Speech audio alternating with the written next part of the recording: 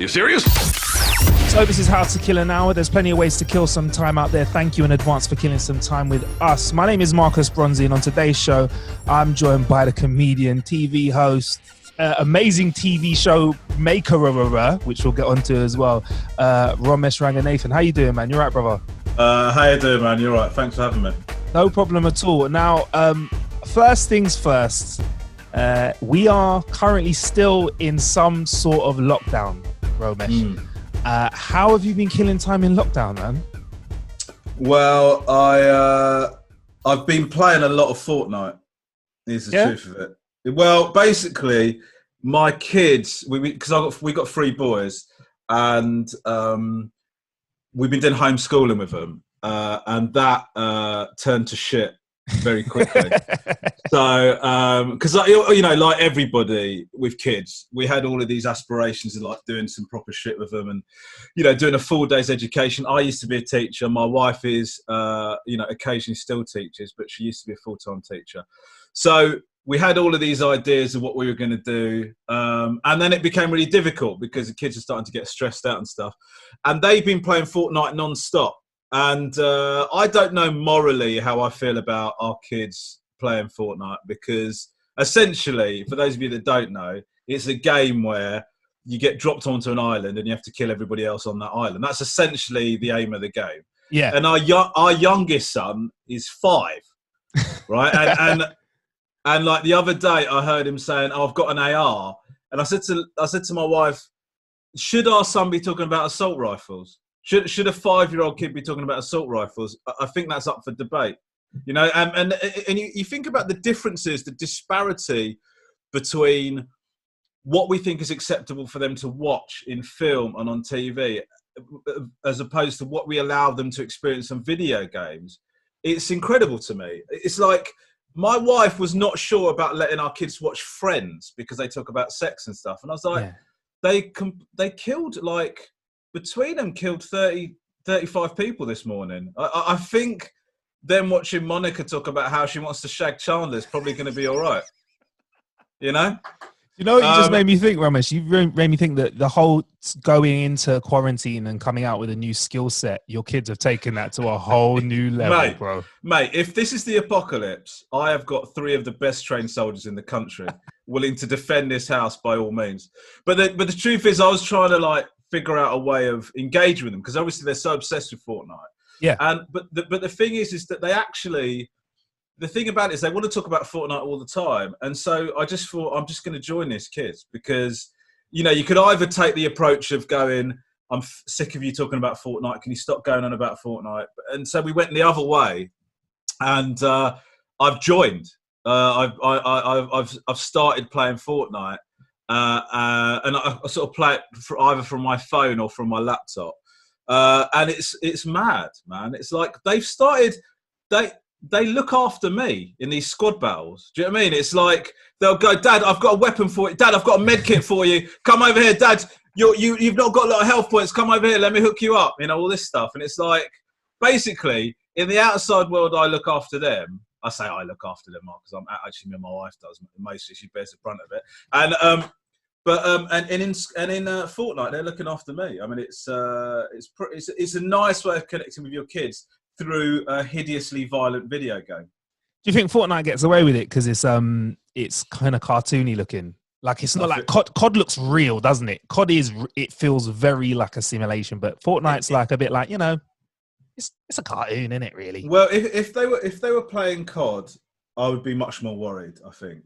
Yeah. Excuse me. If they're playing COD, I'd be much more worried. And the reason is because, like you said, that is a war simulation. Do you know what I mean? Like that is so immersive. Whereas I look at my son and he's killed somebody, but on the other side of that, he is a banana.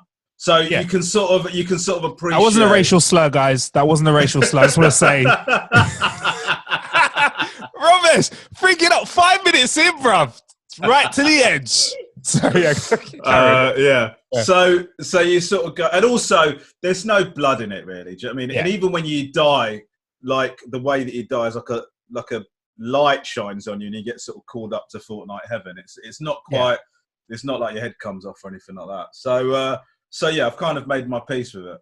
Yeah, I was going to ask you about how your teacher skills were faring at home with the homeschooling, but I think you've kind of answered that as well, haven't you? Well, I used to be a maths teacher, and the thing is that these kids they're taught in a different way to how I was even teaching it. So um, when they ask me to show them how to do something, it's really weird. They make me feel old because they go, "That's not the way the kids are doing it, man. Like you're doing it in some old fart way." Do you know what I mean? Like that's not the way I Yeah. was shown how to do it. So just like, I'm having the experience of not being able to teach them, but also them losing respect for me professionally as a former teacher. You know what I mean? So homeschooling has been treacherous, but I think it's been treacherous for everyone. Do you know what I mean? I actually think all parents, and I've been saying this a lot, parents, just give yourselves a break, man. Yeah. We've been given a tough ask here, which Of is course. delivering an educational experience to our children on top of the inherent fear and anxiety that comes with a global pandemic. So you know what? Cut yourself some slack. There was a reason why people had this specific job before you were in lockdown anyway. That's the whole point Correct. of school, right? So don't. Correct. And also, all parents out there, stop fucking pretending that you are homeschooling the next Einstein because you are the one teaching your child. So many people are like, today we learned quantum physics. No, Yeah. no, you didn't. A YouTube Yeah. video explainer is not learning quantum physics. Listen, right? I've seen your Facebook post. You don't have the skills, all right? You haven't got it in your locker to deliver high-level education, all right? So stop fucking pretending. Yeah, man, I hear that. So how about yourself when you're getting some downtime? How are you killing? I mean, you said Fortnite on a phone. Actually, I want to go back to that because it's quite challenging playing it on a phone. I've tried it, and it's not like on a console. It's you get rinsed. Well, this is what happened, right? Is that so I bought a Nintendo Switch, okay, Yeah. and I love that piece of kit. I think it's unbelievable in terms of like. I think for me, as like I would describe myself as a casual gamer. Like I like playing a lot, but I'm not one of these hardcore guys that goes in deep for 48 hours and all that shit. I just sort of dip in and out, right? So the Switch is great because it's got those kind of games that you can get really into. Like Zelda's pretty immersive and you can probably get into that. But then it's also got Mario Kart and shit like that you can just dip in and out of. Anyway, I bought a Switch for myself, but used the usual thing of telling my wife that I was getting it for the family because I'd read, because I saw these like Switch family games and shit. Good shout. And and anyway, what happened was that got commandeered by my children. So then what happened? So they started playing it non-stop. I wasn't even seeing the Switch, right? And the other thing is the lack of respect these kids have for expensive kit is absolutely disgusting. It's absolutely insane. I bought a case for it. The case is bulletproof. And yet they have scratched that Switch to shit. It's insane. It's absolutely insane. You know what? If I'd have showed you that Switch and said, "Oh, this comes from they salvaged this from a war zone," you go, "Yeah, it bears all the wear and tear marks of something that must have been, it must have been in some sort of Middle Eastern country that was dealing with some heavy conflict." That's what that looks like. So I was furious, right? I was furious, but I was like, "Do you know what? Have that Switch, okay? Because do you know what? I've got another series of this show. I can afford to splash out and get myself another Switch. I'll get myself another Switch, right? The kids are with me when I buy the Switch, and I've given them all this lecturing about. Listen, you're not touching this, okay? This is my Switch now, right? Yeah. Recognize, okay? You've got that Switch, and you've ruined it. That's yours now. You've made your bed, okay? Now you can lie in it." And then my son, he said to me, "We took the first Switch." He's 8 years old, this kid. Imagine an 8-year-old looking in the eye and he went, "We've taken the first Switch, we're going to take the second Switch, and we're going to take every single Switch you buy." Like he said it like that, like he'd been possessed by, it was, anyway, long and the short of it is they did do that. So he one second, he didn't threaten you. Yeah, he didn't tell you, he didn't give you an ultimatum. He said, "Dad, this is how it's going down." Like how people talk about how when you really want to make something happen, you just speak it out loud and then the universe listens and gives. That's basically what he did. He went, "That Switch will be mine." And the universe answered because I haven't seen that Switch for months.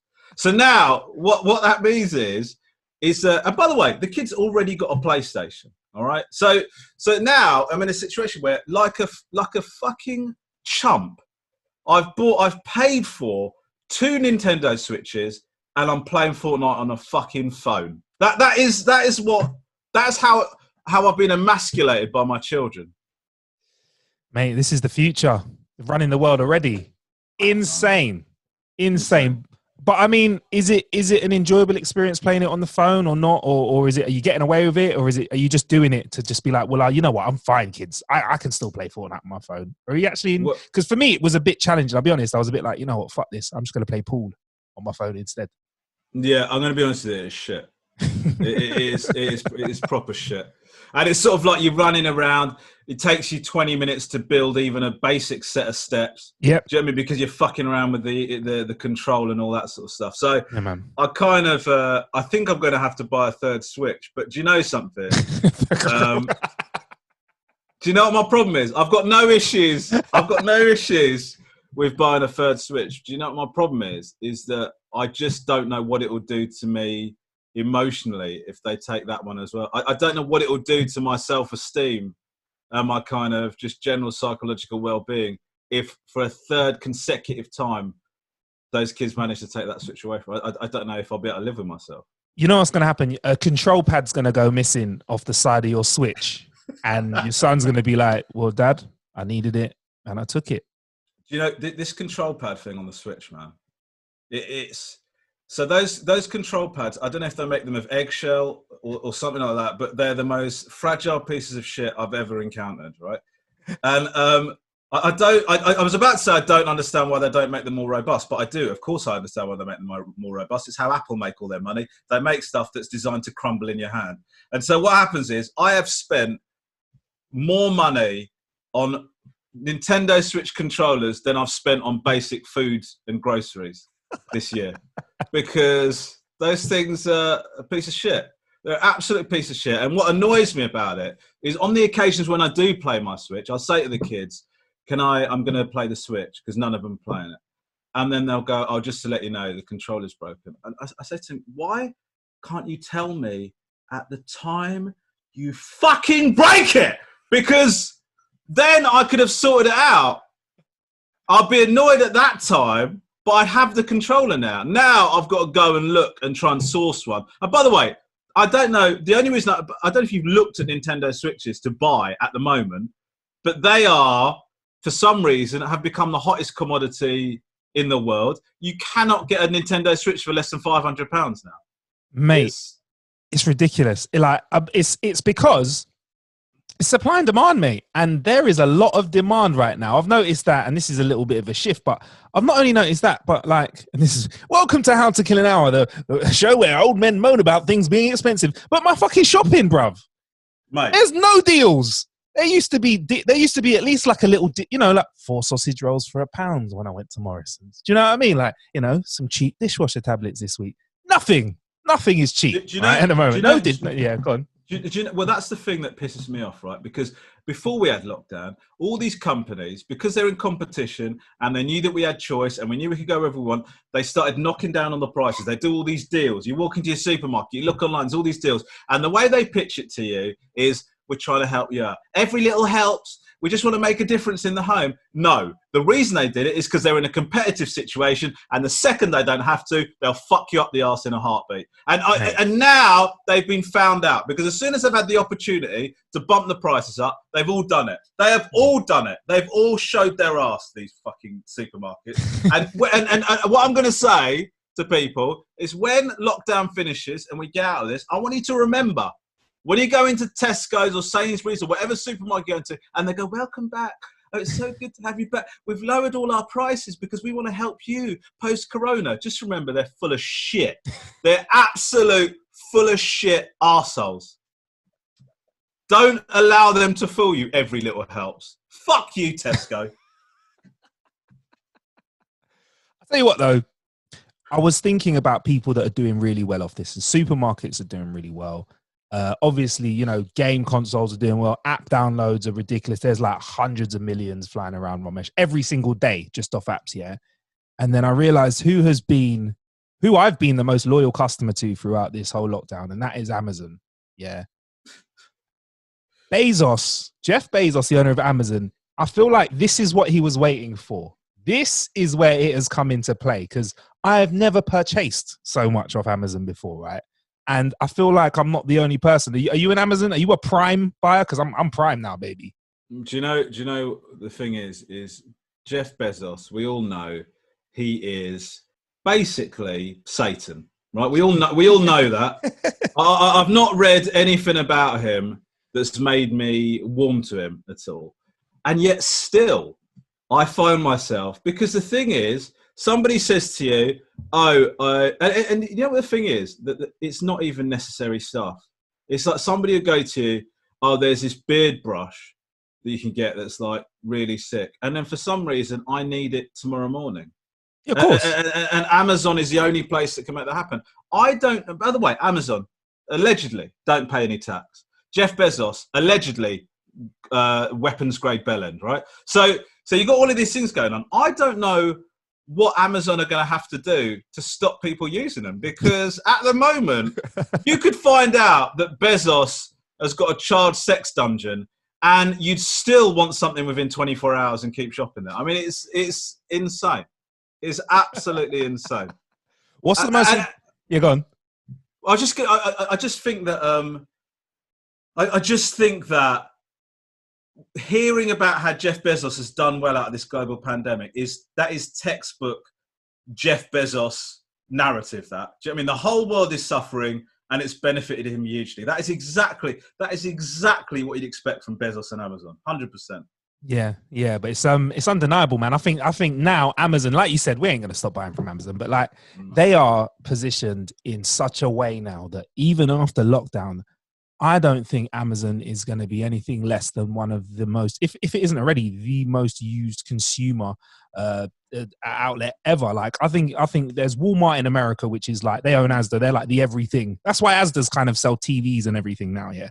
But Amazon's going to be the place where everyone kind of goes to get everything. It's going to be absolutely crazy, man. But do you know what? Yeah. Do you know what? Can I just, having talked about what we just talked about, I'd like to reverse my earlier statements about Tesco's and all of those Sainsbury's, they're great places. Do you know what I mean? Get your stuff there. Get your stuff from there, yeah. We love you guys. Yeah. All of a sudden you're on Amazon. It's like 7 weeks. What the fuck? Oh, mate, it's incredible, isn't it? Yeah. And also when they just decide, I had a bit of a weird thing with Amazon where like, so I was going to Australia on tour. And I wanted, my wife was desperate to get a laptop. So just before I left, I ordered a laptop for her from Amazon. And then I was in Australia and it had been a week. And I'd ordered it for her as a surprise. I'd addressed it to her and everything. And, she really wanted a laptop. I thought, this is excellent. She's going to get the laptop. She's going to phone me and thank me. I'm going to come back from Australia. Guaranteed sex, right? All of these things that were playing out in my mind, right? Anyway, a week goes by and... I've got no message from her to say, I can't believe you got me the laptop. Thank you so much, etc. So I'm thinking, either this laptop hasn't arrived or my wife is an ungrateful piece of shit, right? So then I check the Amazon thing and it says delivered. So now I'm like, okay, so she's got the laptop and has chosen not to mention it.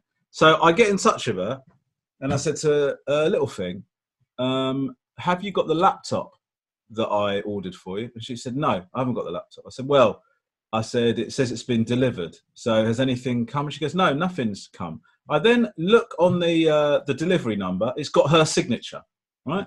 She signed for it. Okay. So now I'm phoning her back. And at this point, I'll be honest with you, I'm on the edge of rage. I would describe this as, right? Because I now know that she signed for it. So I phone her up. Obviously I'm in Australia. I don't want to get into a phone argument. That's the worst. And then, when is that going to get resolved? So I said to her, darling, it's just I'm looking at your signature here. It's just it looks like you signed for it. She goes, I did sign for something. And she goes and gets what she signed for, and she pulls out an unsigned greetings card, right? And basically, they had delivered just a blank greeting card, okay? Now, I didn't know. At this point, I'm thinking, what the hell's going on? Like maybe the delivery guys nicked it or something like that. So then... I get in touch with Royal Mail. By the way, this story I realise is much longer than I thought it was, and I sort of kind of regret starting to tell it. But I'm crack on, long form content. Let's go for it. Stay with us, guys. If not, you know where that 15-second button is. All right, crack forward, press it 4 times, you'd be safe. Listen, I would say at this stage, 4 times might not be the one. But so anyway, I get in touch with Royal Mail, and they say, no, that's what you got. That's what they gave us to deliver. So Amazon had sent me a greeting card, right, and said it was a laptop. I was utterly confused. I emailed Amazon, and I said, look, guys, this greeting card that I bought off you, on the picture on the website, it looked a lot like a laptop. And in fact, that's what I thought I was buying. And then they just emailed me going, oh, yeah, sorry about that. And we've refunded you the money. But no explanation, like nothing beyond that. And the way that I was responding to is if that sort of shit happens all the time. Like, it's almost like sometimes, you know, a blank greeting card goes out. Do you know what it is? With Amazon, they play the numbers game in a very interesting way. So right, they're quite automated and they try to be good. So that obviously that's a bad customer experience, right? But with Amazon, they are so big and so confident with their service that they would rather just say, hey, here's your money back straight away, because they know at some point in the future you're still going to buy from them, right? Also on that note, you kind of reminded me that, and you'll notice this now, Amazon, when you put your payment details into Amazon, have you noticed that it's the only company in the world or website that you purchase something from where they don't ask for the 3 digits on the back of your card? Apparently, this is because they are so big. They said to the banks, you know, Visa, MasterCard, whatever, you know what, guys? If there's a bit of fraud, fuck it. We got it. We'll cover it. Are you serious? Think about it. Like, you know, do you remember putting in the last 3 digits? I'm not asking you to go on Amazon now, but I'm just saying, like, when you next go on Amazon, when you next have to update your payment details or anything like that, they do not ask for the 3 digits on the back of your card. Mate, that is, and do you know what that is? That is testament to how lazy we are as human beings. Because what they've said is, yeah, there is a possibility what you buy from Amazon is so impulse that they're trying to minimize the number of clicks to take you from seeing that thing to it being on the way to you. And the idea that you might have to put those 3 digits in is an extra moment of reflection where you go, do you know what? I don't think I need that anal sponge. Exactly. And so you then come completely back out of the thing. Yeah, they did some maths. They were like, look, over the 1 million people that almost bought anal sponges, when it got to the point where they put in the 3 digits, we lost half of them. Yeah. So we did the maths, and you know what? Visa will pay the fraud. If there's like 100 grand's worth of fraud, it's all right, because, you know, we'll make it back. So it's quite interesting. Very interesting. So, go on. What was that? No, I was going to say, listen, you made that story worth it. Well done. See what I did? I took the anal sponge and I took that hotline and I made it into a hot song. Oh, really good. Jay-Z'd it. So you do put out a lot of content, and we are going to talk about the new stuff that you've got out at the moment and the really clever way that you're putting together Ranganation. And I just want to say, like, have you been spending time being able to write and stuff? Because some comedians said it's been a great time to write, and others have been like, it's not really a great time to write. How's that affected kind of your creative? Well, it was difficult early on because you're sort of processing what's happening, and so the idea of writing anything becomes sort of difficult. And also the other thing is, you know, I've got like scripts that I'm working on. Yeah. And at the beginning of this lockdown, I thought to myself, well, we're never going to fucking make this. It's the end of the world. I don't know why you know, it's very difficult to motivate yourself to write this stuff. But I've actually kind of settled into it now. I think as time has gone on, it's been kind of nice, because actually, you know, writing doesn't proportionately reward the amount of time you spend on it. So, for example, when I'm writing stand-up, I could spend all day trying to write some stand-up and come up with very little. And then the next day, I could be sat at my desk for like 10 minutes and a fully formed routine just pops into my head just like that. And so you just don't know how that's going to come down. And so when you're under time pressures, it means that often you're writing stuff where you think, well, this isn't the best stuff, but I'm on a deadline. So I've just got, you know, do you know what I mean? Whereas now I'm writing stuff because I want to write stuff. Do you know what I mean? And there's a couple of things where, like, I've come up with ideas for stuff and we're now developing it. And there was no timeline on that. Nobody had asked me to do it. It's just because it sort of came to me in the moment, and I was just free to write, because I thought, fuck it. I'm, you know, like, try and take this time to flesh it out.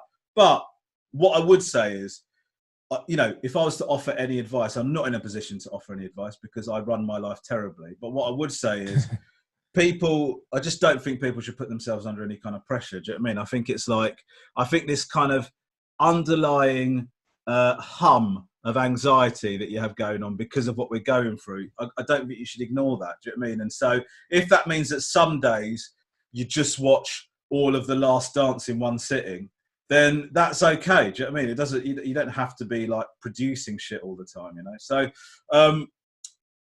but the truth of it is, I'm kind of up and down about it. Sometimes I feel properly inspired to do stuff, and other times I think I'm just going to eat today. And that's going to be my target. Oh, fucking hell. You listen, I had a chat with some of my close mates yesterday, and we have all collectively put on weight. Nobody I know has lost weight during this season. I mean, biscuits and donuts, I can't have them in the house, Romesh, because I'm smashing them, bruv. Why would you not when they're that close? It's rude not to. I know. I realised that the only reason I ever stop eating is because I don't have food in my hand. And now I'm in a situation where I can have food all the time. And I do have food all the time. It's absolutely disgusting. All of the time. But how is that going alongside the fitness classes? I'd like you to describe them to our listener as well. Please crack on. Well, the truth is that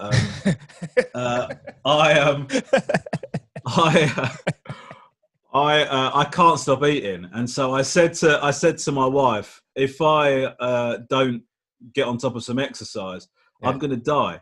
I'm actually you're going to have to cut me out of this house or some shit. Like, I'm in deep trouble. And so my wife's a bit of a fitness fanatic. So one of the things that we've got into, it's two things actually. The first thing is that I've been doing for a while is this Peloton, which is this like, it's a spin bike. It's pretty expensive. It's a spin bike, and they've got this. It's got a screen on it, and it's got all these online classes. So you can log on, and then these like there's some British ones, but it's mainly American instructors going, "It's time to upgrade your hustle. We didn't come here to play. We came here to maximize our gains," and all this shit. And then you sort of sweat out your ass for 45 minutes, and you feel good, and there's a leaderboard and all that shit. So I've been doing that. But the new thing that I've been doing during lockdown is Zoom fitness classes. Basically, what this is I mean the clue's in the name really. It's a fitness class on Zoom. So basically, the instructor comes on. The whole class are in like a gallery view on Zoom, and then he starts shouting at you to start doing exercises. Basically, so my wife and I have been doing this. We initially did it in the kitchen. The problem is that when you do a fitness class, which I haven't done for a long time, you're all facing forward, right? So your awareness of what anybody else is doing is pretty limited. Yeah, man. When you're doing a Zoom class, everybody's looking at the whole grid of everybody else taking part. So you're on screen, and when we were doing it in the kitchen, we couldn't do it because there's so much debris from what we've been eating over the past week, just in the background. It just undermines your whole thing. So we started doing it in the garden. But this guy, man, he's a really good guy, but it'll just like be like this. Okay, if anybody stops doing it mid-set, I'm going to add another minute onto this. So who's dropping out? Who's dropping out? And then you're just shitting yourself that this guy's going to go, oh, because Romesh didn't do a burpee, you've all got to do 20 more. Well done, Romesh. If everybody's angry about having to do more, thank Romesh, right? So what I've ended up doing is like just occasionally like jumping out of frame or pretending that I've accidentally star jumped out of the camera just so that I can just sit down for a little bit. Do you know what I mean? Do you know what you should do? You should just freeze for a bit and just go. No, do you know the other thing though? My wife is what I've discovered about her during lockdown, such a fucking teacher's pet, man. Like, she's always trying to squeeze out extra reps. When he goes 1 second left, she'll always do an extra one. And then he go, oh, Lisa, well done, man. You're really pushing it. And she's like, fuck you. We're supposed to be doing this together. Do you know what I mean? It's supposed to be a supportive thing, not you throw me under the bus by doing your little extra reps.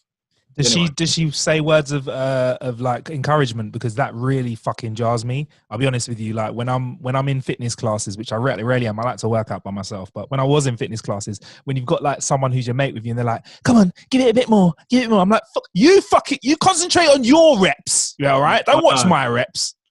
I don't. I like to do things where nobody is commenting on one. Yes. I do not need a review.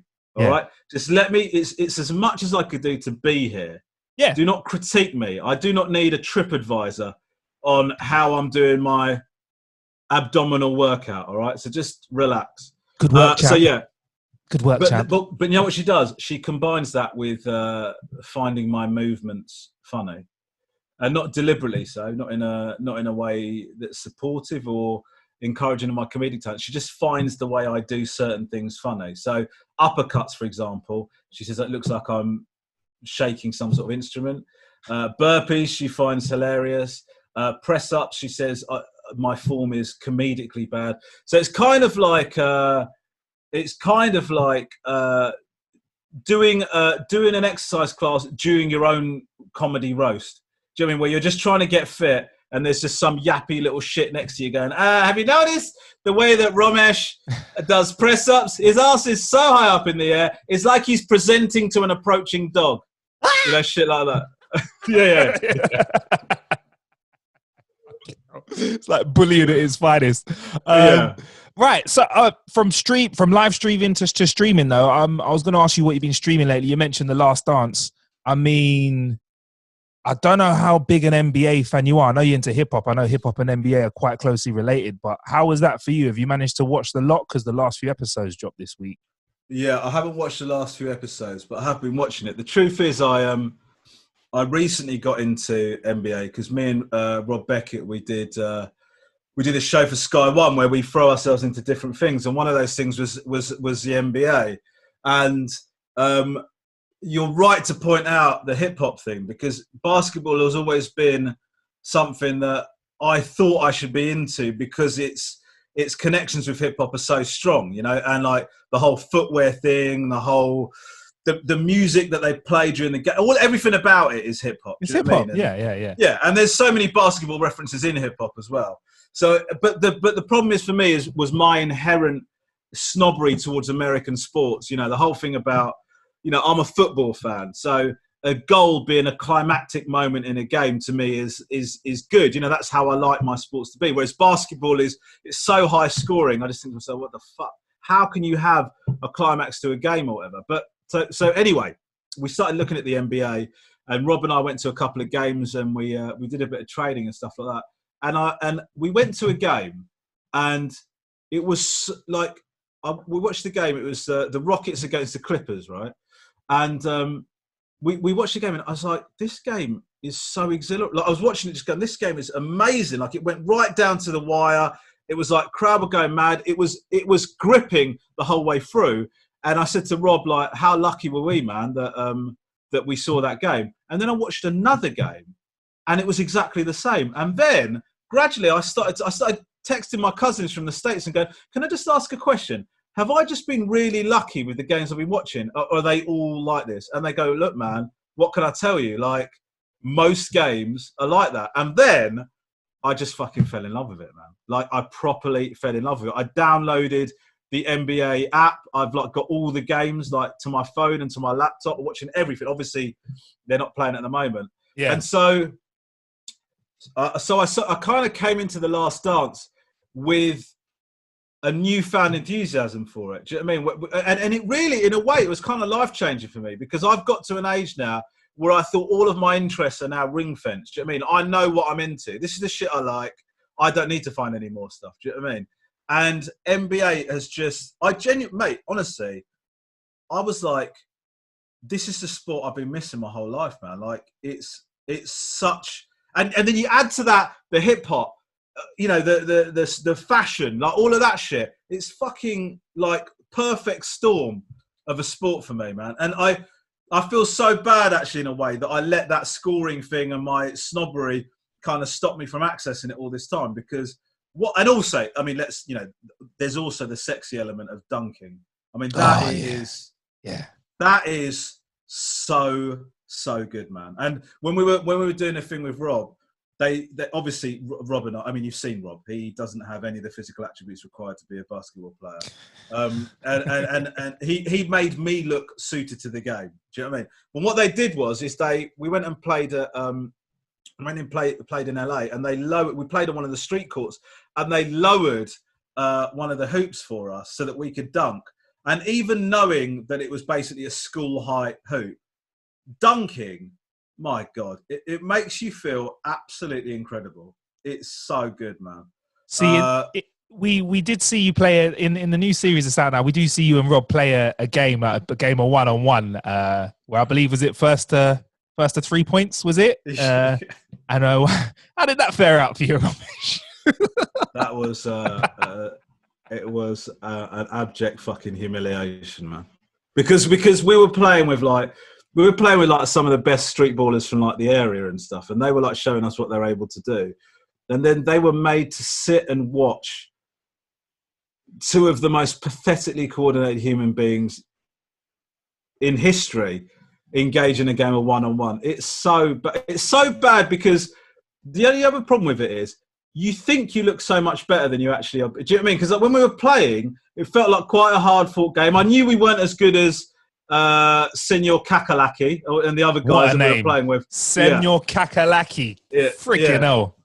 So we knew we weren't as good as them, but we thought we were, passable. And then I saw some of the footage because the camera guys there, they said, "Oh, do you want to have a look at how it looked?"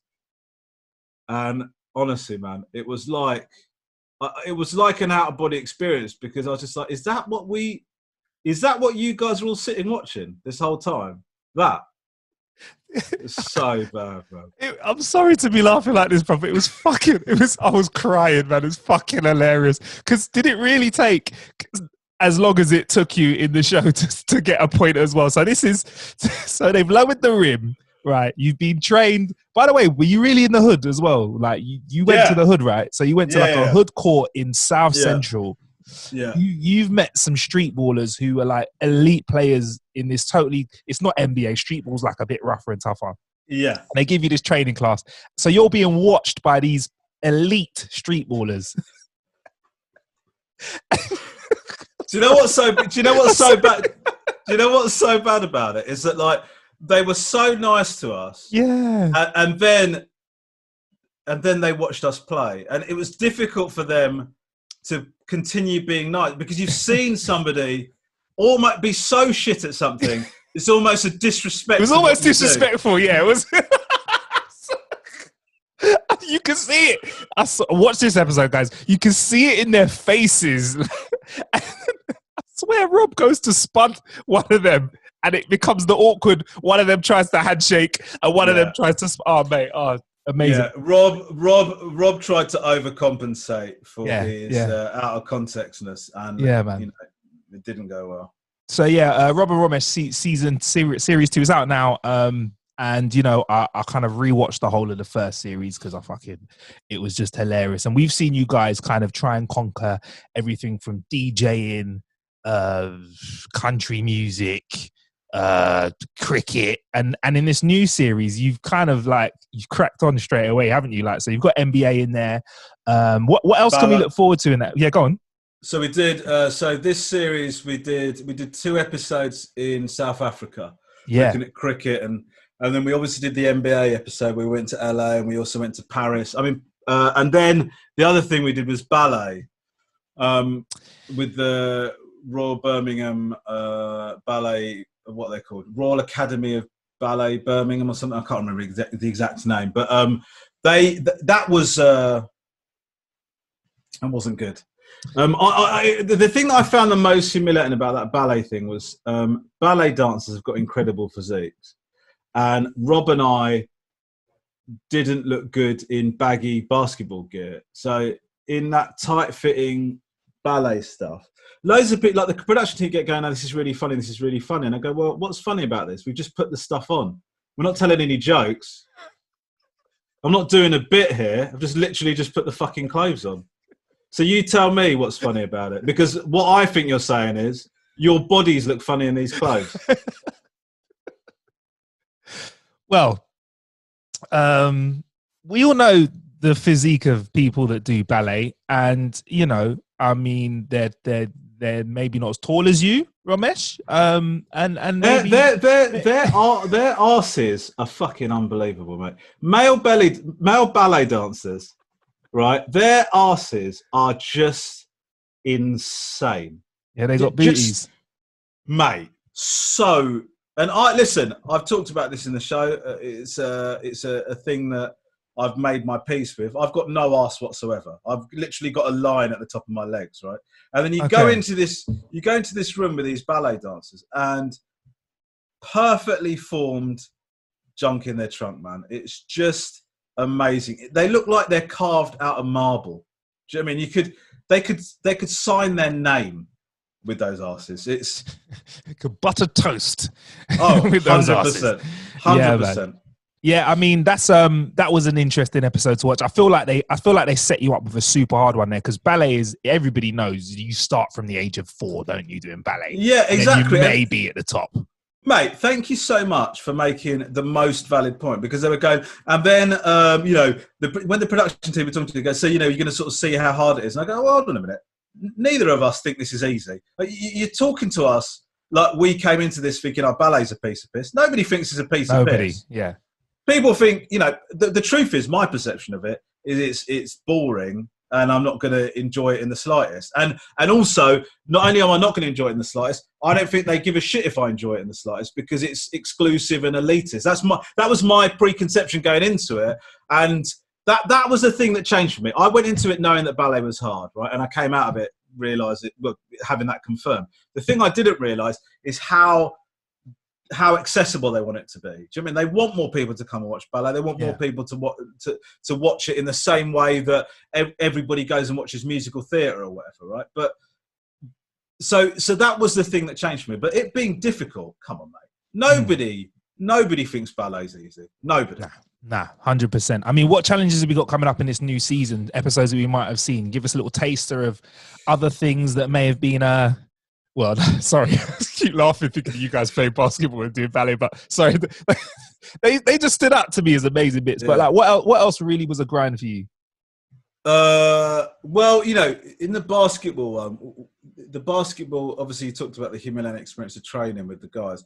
Yeah. One of the worst things that we did was we had to have a colonic irrigation in that show because that was part of Rob just thought it's part of an LA lifestyle thing, so let's go and have a colonic.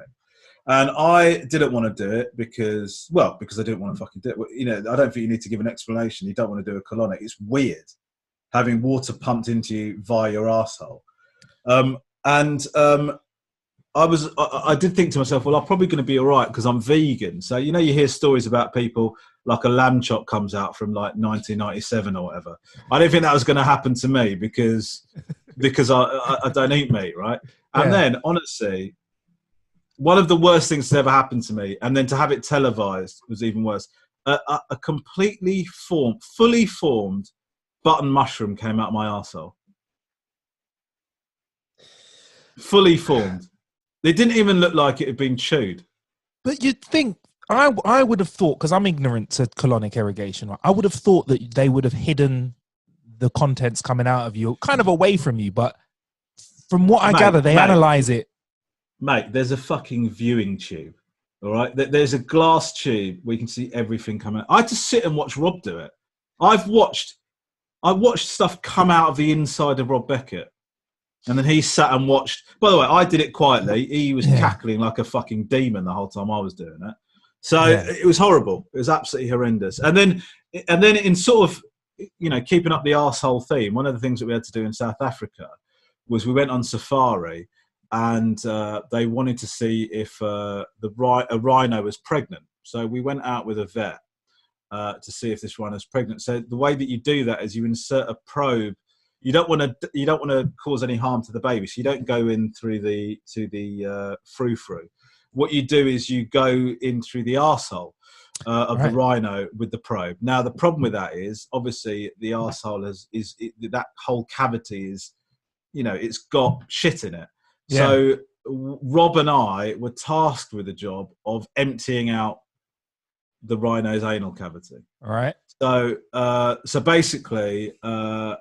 We had to put on like a plastic glove up to the shoulder and then just make sure that it was completely free of... the problem is that when you grip onto something inside it, you don't know if you're gripping shit or actual rhino.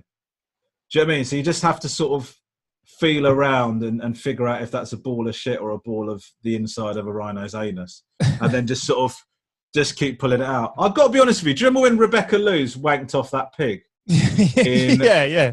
I did think this might be our equivalent low point. Do you know what I mean? That pulling shit out of a rhino's arse. I wanted to, first things first, how do you think a rhino feels when it wakes up from that ordeal?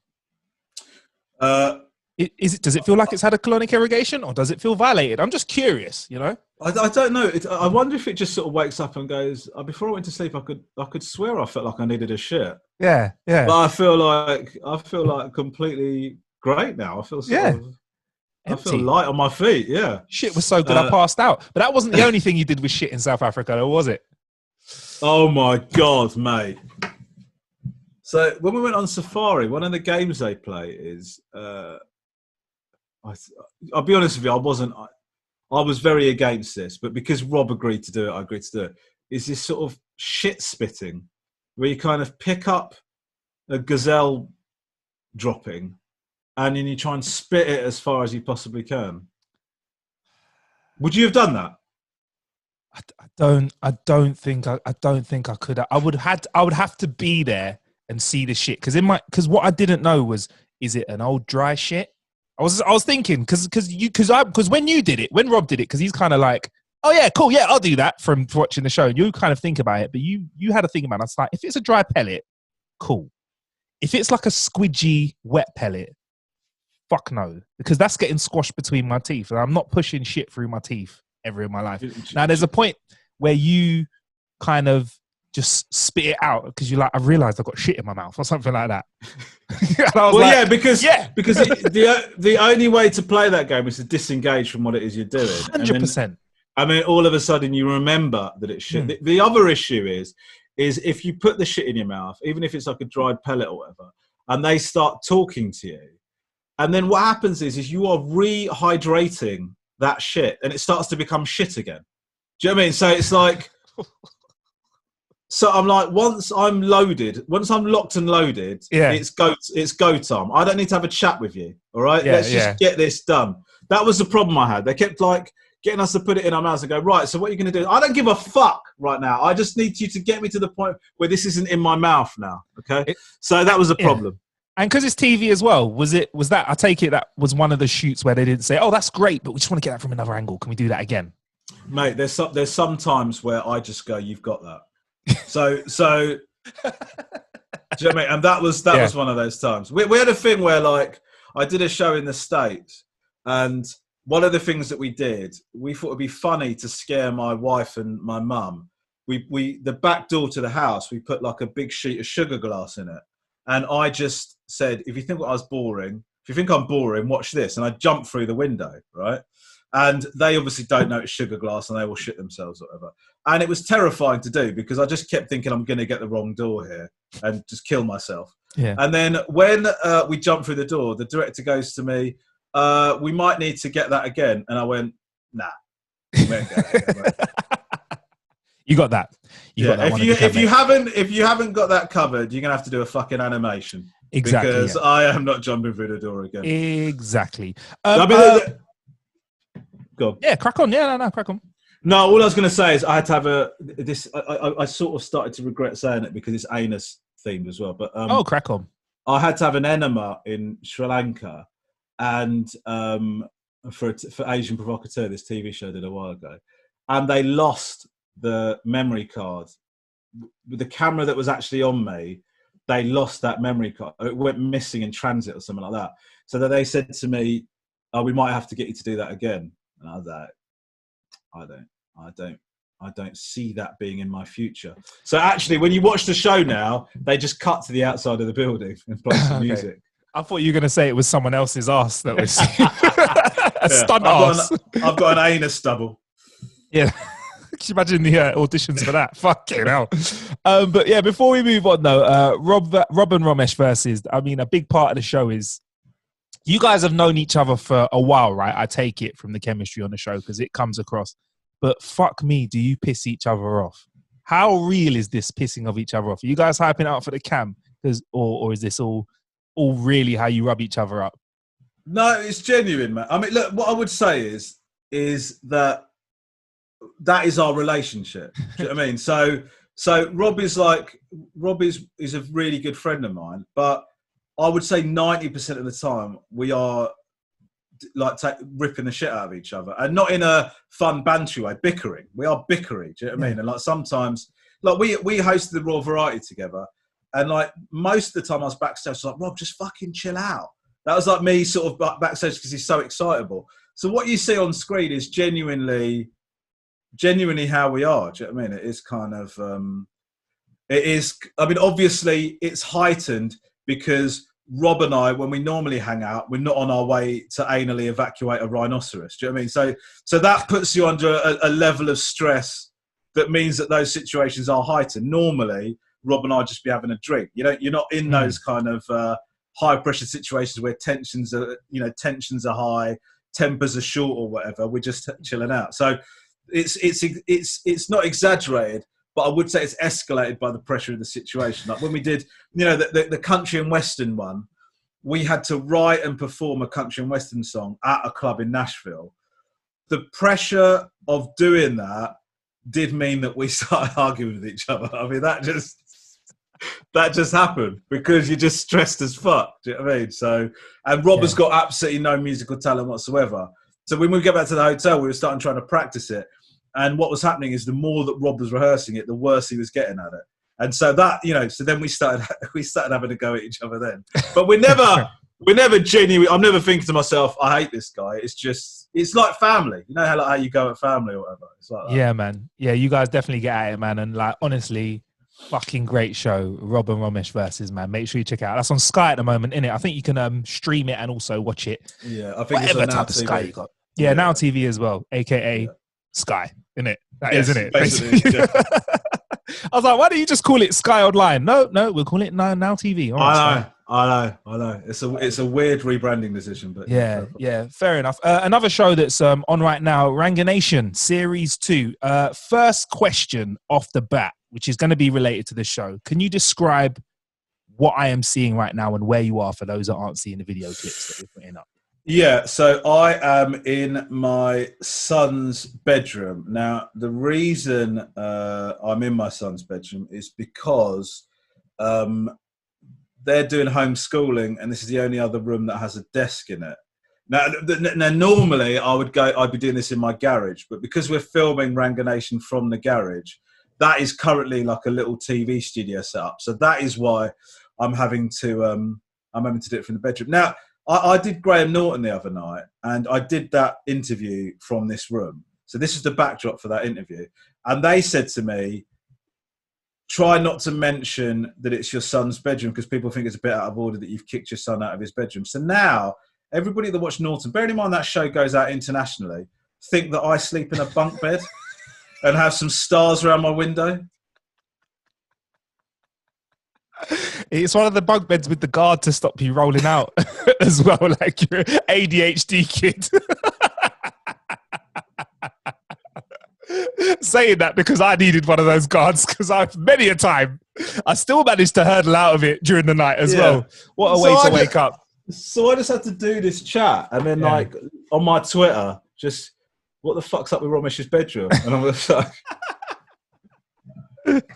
Yeah, it looks very cozy, but I mean, the total converse to that is the studio setup you got for Ranganation Series 2. It looks proper. It looks really, really good, man. How'd you get that set up, if you don't mind me asking? Because it looks great.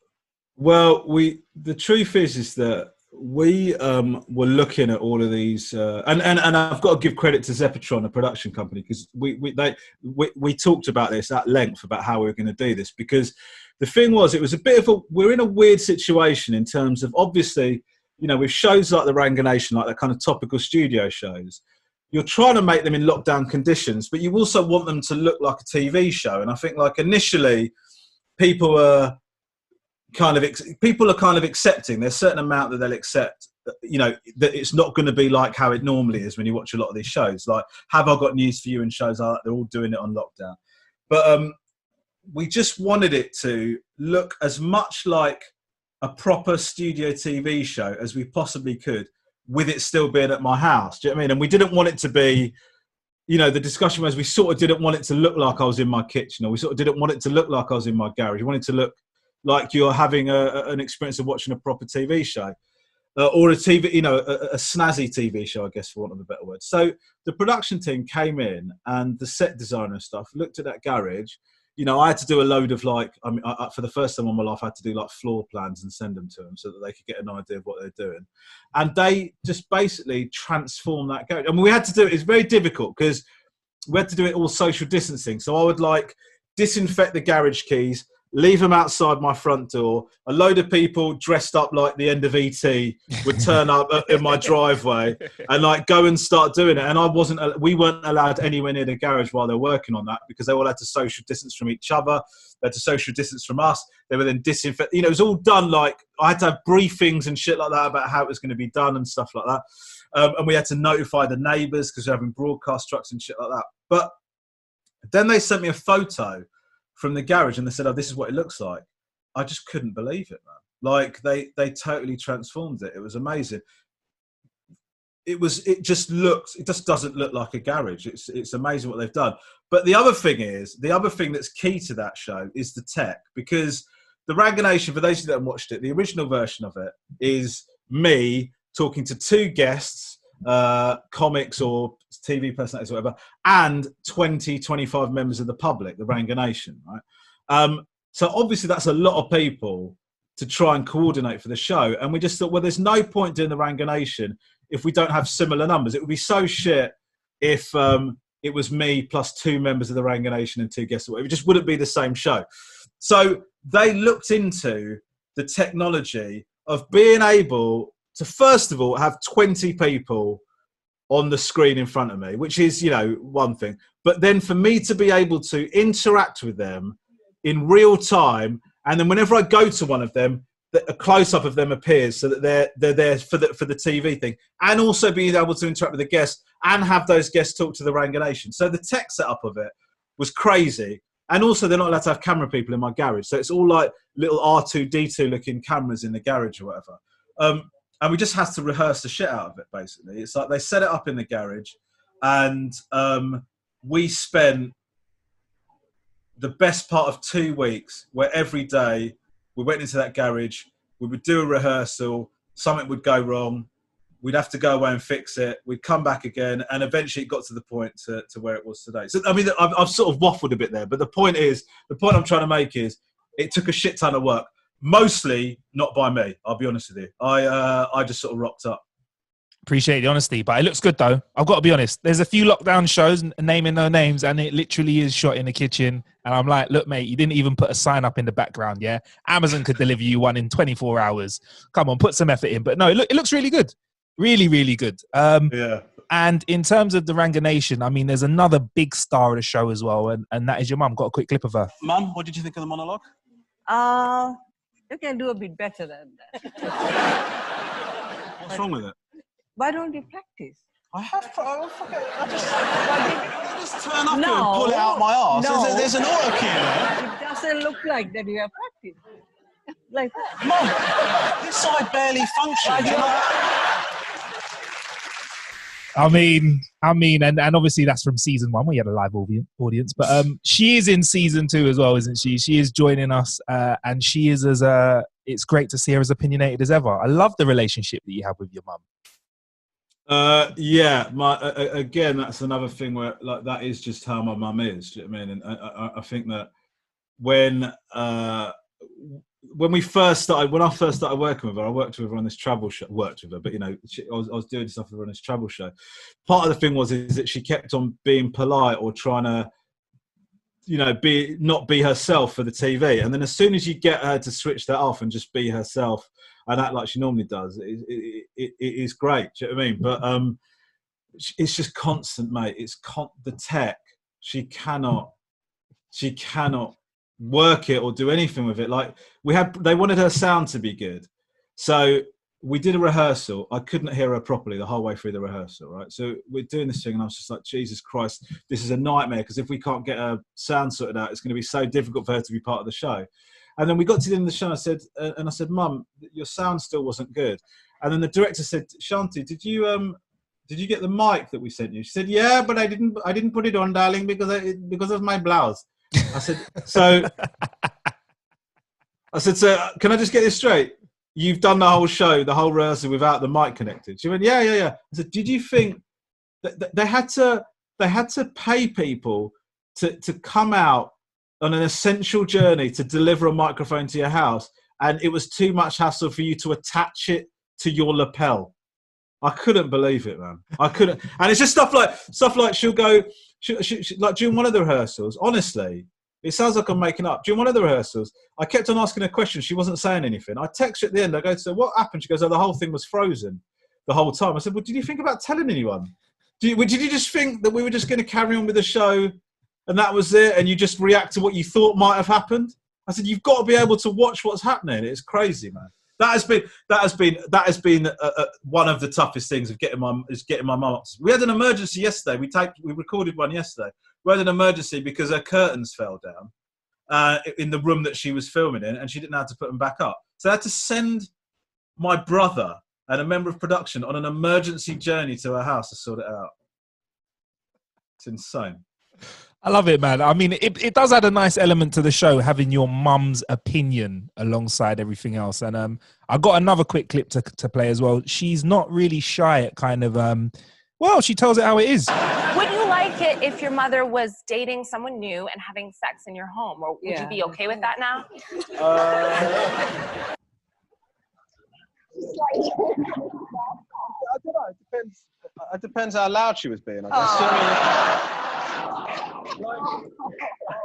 I definitely wouldn't want to be lying in bed and just say, "Oh, you're absolutely smashing it."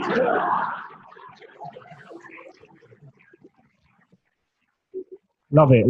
And she does say something great after that. But if you want to listen to that, then you make sure you listen to the roundup of series 1 there on the BBC iPlayer. There you go. But mate, I love it. Like, you're giving your mum bands, she's giving it back as well. It's great. Also, I want to know if this is true, because there's rumor going around and there is some footage. I've seen it, but I wasn't sure. Did you really have a tattoo put on your body of one of the Ranga Nation? And was it really a response to a tattoo that they had? Yeah. I mean, that's all legit. So what happened is there's a guy in the Ranga Nation called Metalhead, and he revealed last series that he had got like a silhouette of me tattooed onto his body. I think it was on his calf. It was on his calf, and he showed. Unfortunately for him, me in silhouette looks very similar to Colonel Sanders, so it's difficult to sort of fully ascertain who the tribute is to. But it's a good tattoo. Anyway, we were talking about something cool to do for the last episode of the series, and I said to them, I can't remember who came up with the idea. We had this idea of me getting it on my leg, and the production team were like, we just get it like drawn on. But I just sort of felt like it's such a lame thing to do, is like have a drawing done, and it's not. So I said to them, I said to him, I think we should actually have the tattoo done, because that's what he did. And I said, there's no point. I think it feels a bit out of order to go, oh, look, mate, I've got this tattoo, and then it wipes off. I just don't think that's right. Obviously, then them and the BBC started to panic because they've got a duty of care or whatever. They don't want to be seen to be encouraging me to permanently mark my body or whatever. So they sent a cameraman to the tattoo place, and I had to do a statement to the camera to say neither the BBC nor the production company have forced me to do this. I'm doing this of my own volition. I'm choosing to do this and all this shit. But so I had to do all of that. But I did get the tattoo properly done, yeah. And he loved it. It was a nice moment. Do you know what I mean? I say it's a nice moment. It made about a minute of the edit, and it's on my body permanently. So I'll leave it up to you as to whether it was worth it or not. But I thought it was quite charming. It's something that will go down in the books as a cute thing that Romesh did, I reckon, man. So like, what's your relationship with the guys off the show? Because obviously throughout the first season, they were there throughout the filming of it. So I feel like the rapport must have grown in a way with you guys. Yeah, I mean, that you can't help but get to know those guys and you know, keep in touch with a lot of them. And you know, between last series and this series, I was on tour before obviously everything stopped like that. And they you know, a few of them came to shows, and I met up with them afters and stuff like that. And you do get to really know them in the same way that the audience do. It's a really, I think actually, I don't do it because of this, but I do think it genuinely helps the show if you've got a proper rapport with these people, because you kind of get an idea of what they might think about certain things. You know who to go to on certain topics. We discuss, like, obviously a wide variety of stuff. And sometimes I think to myself, well, I know, for example, that Wheeler Dealer will have a strong opinion on this, or Eco-Vegan will have an opinion on this. So you sort of know who to go to on certain things. So yeah, you can't help but develop a relationship. Having said that, if this series gets cancelled, I won't be in touch with any of them ever again. Yeah, fuck them. Yeah, 100%. Oh, what is this? Wait, this, I think, got a clip of the vegan. I learned how to hug a tree properly.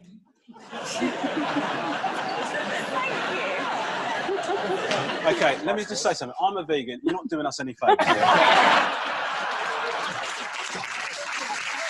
So, yeah, Romesh. First of all, why are you hugging a tree? We were at a stately home, and my husband hugged the front of a tree, so I hugged the other end of it. Okay. And then he said, "You're not hugging it properly." They had a And threesome. apparently, Wait, so yeah, she's a tree hugging vegan. Like you said, not doing you any favors over there. What's vegan life like during lockdown? Forgot to ask you that. It's okay. It's actually better, to be honest with you, for me, because when we're not on lockdown, my wife doesn't bother to get me anything in a weekly shop. But now she's started to become worried about me, and so she buys loads of vegan stuff for me. So it's pretty good, actually. It's not bad. The only problem is most of, like, the delivery places and stuff that I used to go to for vegan stuff, they're all shut at the moment. So it's only kind of like the little, like, local places, which I do obviously want to support, but the only thing they can send you is a kebab. So it's not really ideal for me. Do you know what I mean? Yeah, it's not really the one, is it, man? I just feel like my cooking game's gone up a little bit during this whole lockdown as well. So I feel like I've experimented more. Yeah, 100%. In fact, that's one of the things we're talking about in the Ranganation, is like people's go-to. Because what actually happens is, in lockdown, is people start making shit up. It's not even about following recipes. They've got some weird snack that they've decided has become their go-to thing. And so my wife has been doing a lot of experimenting. She's been making a lot of Mexican food, and it's difficult because she's experimenting, she's trying stuff out. Sometimes she freestyles it, and sometimes I'll be honest with you, it's dreadful. But she has put the effort in. Do you know what I mean? So it's kind of, she'll go to me, "Can I have your honest opinion on this?" And I go, "Well, my honest opinion is it'd make me a real prick if I said that this tasted like what it really tastes like, because you spent an hour and a half on it. So I'll just say it's good. I mean, it's thank you for making the effort, you know." That's what I'm good at that one. Drinks glass of water. Yeah. But I mean, listen, that's not every time. Only most of the time. So, you know, every now and again she's come out with a blinder. So yeah, I do definitely think kitchen game has stepped up. I've definitely started experimenting more. 100%. Well, you know, I know that I can eat a whole packet of Pringles in one go.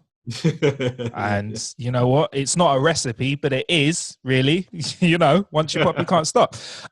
Before I've got just a couple of more things I want to talk about, because you've got so much stuff coming out. But on Ranganation, you also play a game which is great, which is called, I might get this wrong, who's wearing trousers? Are they wearing trousers or not? Because trousers or no trousers. That's it. Trousers or no trousers. So, and it's basically a game where you find out if on Zoom someone is wearing trousers or no trousers. I did this with a guest that we've got that's coming out in a couple of weeks' time. I'm not allowed to say who they are just yet, but a big music artist.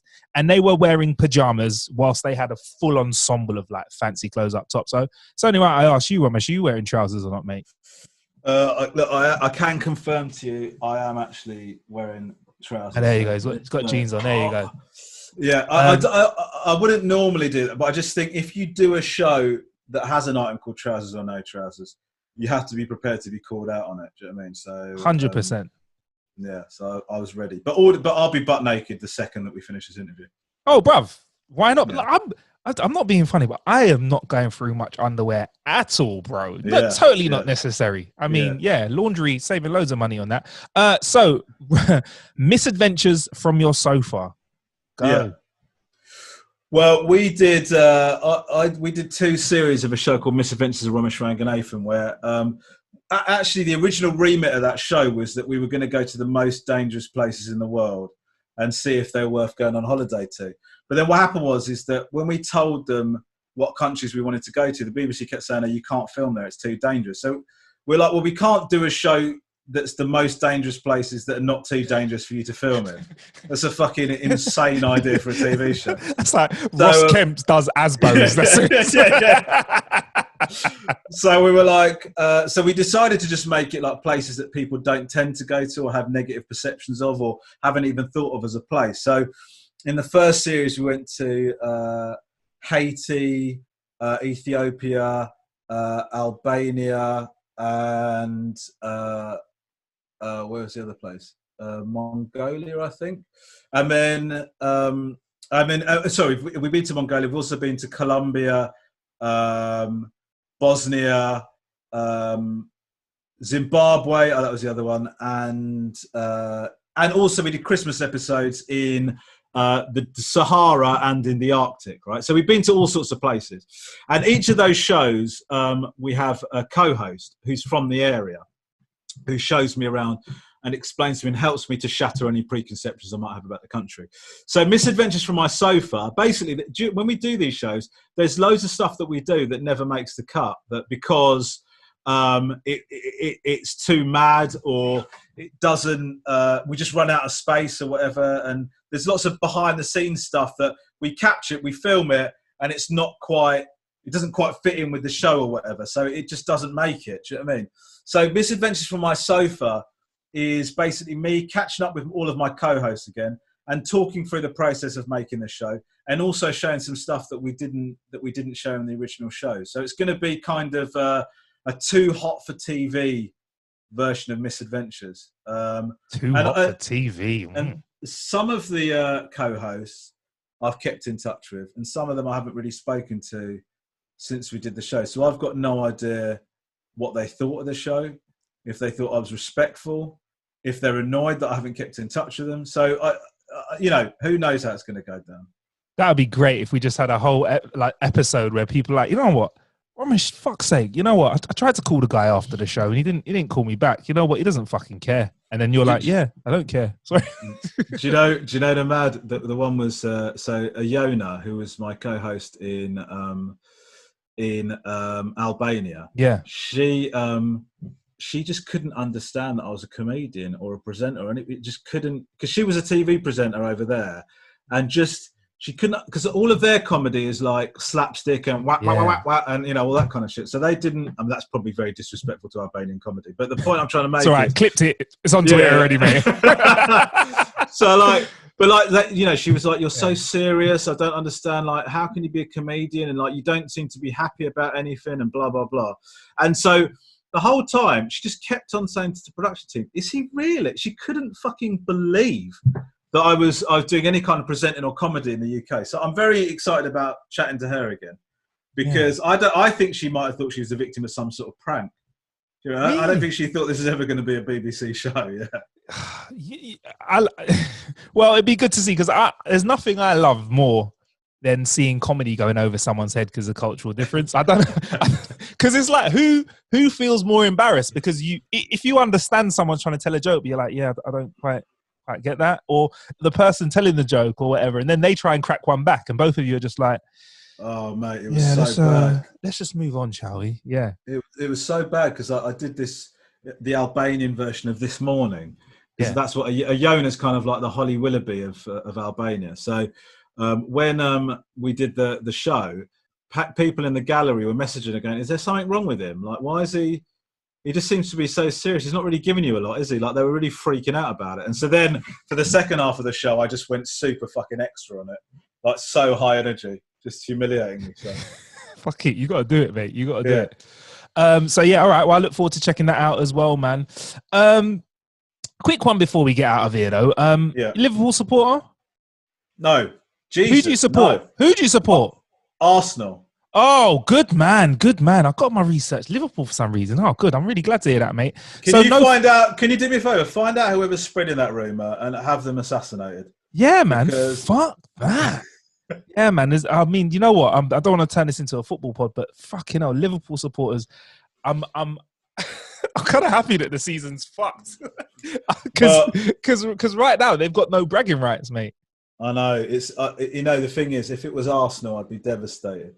Liverpool fans are possibly the worst set of fans that this could happen to. Do you know what I mean? Because they've been waiting for this for such a long time. They're so vocal, and they're also quite aggressive as well. I did a show, not aggressive, passionate is the best way. I did a show called Football's Funniest Moments, and I talked about, when Gerrard said we do not let this slip, and then he slipped. And I sort of did a thing where I just sort of said it's quite just sort of how funny it is. I don't think I've ever had as many death threats on social media as when that show went out, man. I mean, people were pissed. Liverpool till they die, literally. Do you know what I mean? Yeah. So what I'm going to say to you now is, if the season gets cancelled and the league doesn't get presented to Liverpool, they have my greatest sympathy. I hear that. I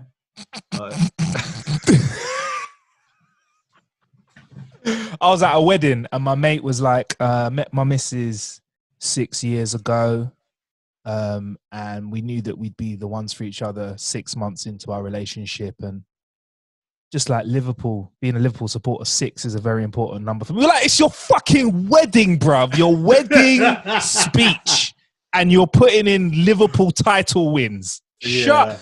The only person I know that got booed at his own wedding speech, and he was the groom. Crazy. So yeah, what up to for the rest of your day, man? What are you getting up to? Not a lot, really. I've got a couple of bits to do for my podcast, Hip Hop Saved My Life, and then that's it, really. I've got a bit of a chilled out day. Ranganation is kind of Monday to Thursday, and then Fridays I kind of have a bit of a chilled one. I hear that. My bad. I didn't even mention the podcast. The prolific, don't worry about it. Prolific Hip Hop Saved My Life, mate. What's cracking with that at the moment? It's still churning it out, still sounding good. We're just sort of carried it. I'll be honest with you, it's not.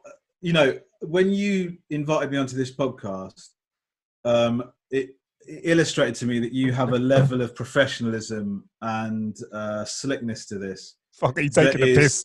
All right, I'm about to get rinsed. All right, cheers, no, mate. I'm being genuine. It's so far above what we do on Hip Hop. Hip Hop Saved My Life is a fucking shambles of a show, and we just sort of talk about hip hop randomly. Whereas this actually looks like it's had some work put into it. So I'm actually genuinely commending you. This is actually a proper podcast. Whereas what we do is fart out some ideas about what we think about Tribe Called Quest and stuff like that. So, but yeah, it's kind of one of those things where I've got no real aspirations for it. Do you know what I mean? We just sort of, it's kind of like we do it for a bit of a laugh more than anything else. I mean, it's really pure, though. I mean, you say that, and Romesh says that, but I mean, recently, and I don't want to start picking out favorite episodes because it kind of shits on everyone else, but one that stood out to me because they're a fellow hip hop connoisseurs. You had Jagger Skills on, man. Come on. Yeah. That was your 100th episode, and you had him on, and I think he's somebody who, in terms of knowledge of hip hop, it's amazing because I've interviewed him in the past, and every time I see there's another interview, I just want to go and listen to it, man. But isn't he a great guy to talk to with regards to knowledge? Well, look, Jag Skills is he's somebody that, like, I've always thought is an absolute master of his craft, in terms of DJing. And he applies that to every single thing he does, and he has a background in hip hop journalism, and he has a real passion for hip hop. And so when you talk to him, you'll be able to tell. I was just kind of giddy with the stories he was telling about interviewing Biggie and stuff like that, and his experiences of DJing and his experience of production. And one of the things that he's doing that's so amazing is he's doing this podcast. He's doing his own podcast where every episode is a year in the history of hip hop mixed. And he does this thing where he takes tunes and he breaks them down to their initial sample, and he'll play the original tune, and then he'll gradually add the elements of it to get you to the hip hop tune. It's amazing. And he is like, like when you chat to somebody and you go, you are so good at what you do, I find it offensive that you're not a billionaire or that you're not a world famous megastar. And Jaguar Skills is one of those people. I just think his talent is so immense, and also his work ethic is insane as well. To put that level of effort into doing that and put it out as a podcast, he's just doing it for the love of the game. Do you know what I mean? It's amazing. I think that's what makes some of his content so good, is that you can just tell that he's poured love into it. Like, even when he was doing the mini mixes for Radio 1, they were a fucking grind at the time as well. Like, 'cause technology's advanced now, so it's a bit easier for him to do that. But he was pulling together, you know, like you said, he would break down tunes into elements, not in the way he's doing it in these latest mixes, but you could kind of see where those came from.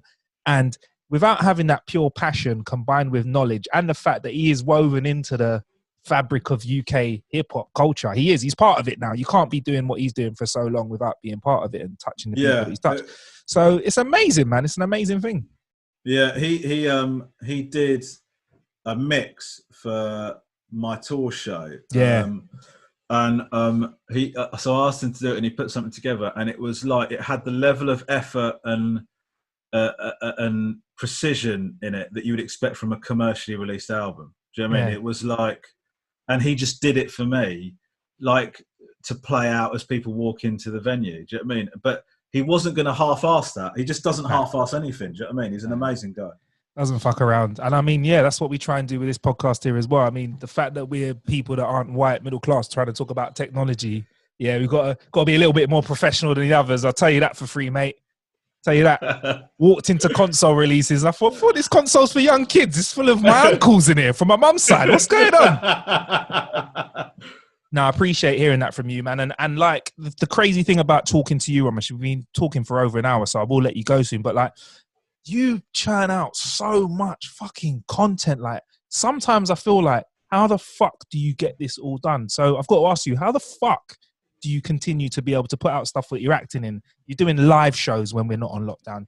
You're traveling the world. You know, you're doing Ranganation. And yes, I know these things are not all done at the same time, but your work ethic is crazy, man. And your output, can you just give us a bit of insight into how you maintain that? Yeah, I guess, I mean, the truth is, I'm a very lazy person. And so, I have to, I kind of end up, basically I'm lucky that I do comedy because I really love what I do. And so the truth is, it doesn't feel like work. Do you know what I mean? I sort of, I do these shows and do bits and pieces and do live stand-up and things. And I never really dread doing those things. I always look forward to doing them. And so that means that my work ethic, it doesn't really feel like a work ethic. What it feels like is, I'm just doing another thing I really love doing. Do you know what I mean? Cool. So I end up only ever really choosing to do stuff that I think will be fun or that I could bring something to. Yeah, man. And so that's kind of what drives me. The only thing I would say is, like, I do think that if I ever, you know, the one thing that I try not to do is I try not to do something that I couldn't give 100% to. Do you know what I mean? So if ever I think, I would try always to avoid committing to something where I couldn't be 100% in it the whole time I'm doing it. Like, I'd hate to be doing, even, you know, like, you were kind enough to ask me to come on this podcast. I wouldn't want this podcast to be one of 10 things that I'm doing this morning, and so I'm talking to you but not being fully engaged in the conversations. I think that's the only rule that I have, is that, you know, I'm happy to do loads, but I think you have to make sure that you're sort of in it, as you're completely committed to that thing while you're doing it. Do you know what I mean? Yeah, man. Does that mean you were fully committed to that game of basketball one-on-one that you played with Rob? Mate, that was me. That was me at fucking 100%. I wish I could tell you that I was thinking about something else, but I wasn't. I was in the zone. That was me in the zone, mate. That was you on fire. Wow, that was your Liam Neeson Taken moment. Yeah, 100%. Wow. Yeah. Okay. Well, on that note, we're about to wrap the show now. But Romesh, where do you want us to go to look for you, man? Where should we go? I guess if you just go to RomeshRanganathan.com, and then you can follow me on all the social media shit. Yeah, that's it. But please don't feel any pressure to do that. I'm quite happy for you to never engage. 100% pressure to do that and engage as well. 100%. We're at How to Kill an Hour on all social medias. That's How to Kill an Hour. And I'm Marcus Bronzy, MarcusBronzy. Thank you for killing some time with us. There's plenty of ways for killing time out there. So, in the meantime, in between time, that sounded so old school. In the meantime, in between time, stay blessed.